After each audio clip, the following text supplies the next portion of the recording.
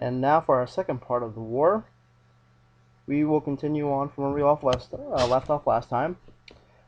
By now you should have read the section on Valley Forge, which explained Washington's camp through the winter of 1777 through 1778. So we will pick off at 1778.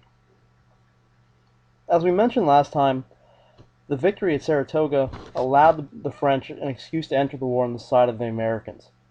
At this time, the Americans had a delegation led by Ben Franklin, which also included John Adams and Thomas Jefferson, in France trying to negotiate for troops, supplies, money, anything that could really help the war effort. And at this point, they really started to send aid that was meaningful and helped garner success.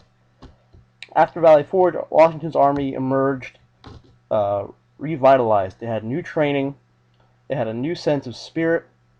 He still didn't have many supplies, and that was still an issue which was being worked on, but there was a sense among the troops and among the commanders that the war could be won, and could be won easily. At Monmouth Courthouse, Washington put this theory to the test. He attacked the British army led by General Clinton, who had taken over the British at this time. The battle actually was a standstill, but because the Americans were not turned aside and they were able to stand their ground, the Americans claimed victory, but so did the British. It was really a draw, though. At this point in time, the war was moving more into the unsettled areas of America, like the forests, the wild areas which were not yet populated heavily, and militias started using guerrilla tactics. The British were too used to traditional military techniques, standing in lines and in rows, so this really took them off guard. Benedict Arnold, as everyone should know, was a traitor. He was upset with how he was being treated in terms of court battles he was facing, and in terms of how he was being treated in the army. So he decided that he would betray the army and side with the British. Unfortunately for him, this failed, and he is forever known as a traitor and a turncoat. General Cornwallis is actually one of the most famous British commanders of the war.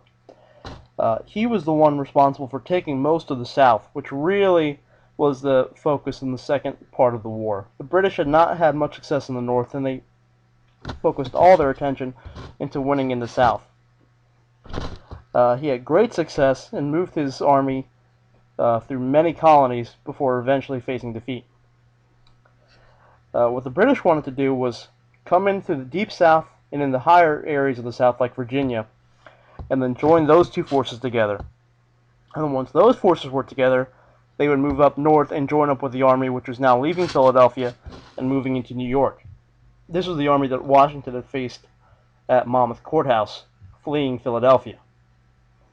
The beginning of the end came at Cowpens when General Nathanael Greene and his sub-commander, General Morgan, were able to turn back and defeat Cornwallis's troops, even though they were outnumbered. And this really spoke volumes for the state of the war and how it was going for the British. They were no longer able to completely dominate the Americans as they had done in previous battles. Cornwallis, after some defeats and minor victories, decided to move his troops to a base at Yorktown, Virginia. Now, this base was supposed to be a temporary position where he was going to get reinforcements from the north, but they were intercepted by the French forces and never got to him. The Americans and the French then sieged his base at Yorktown and eventually forced him to surrender. This marked the end of all major land battles, but did not mark the end of all sea battles, and some did continue, but these were not major engagements. This was a huge victory for the Americans, and Cornwallis was forever shamed after a brilliant military career. The Peace of Paris, as many of you might know, was the end of the war.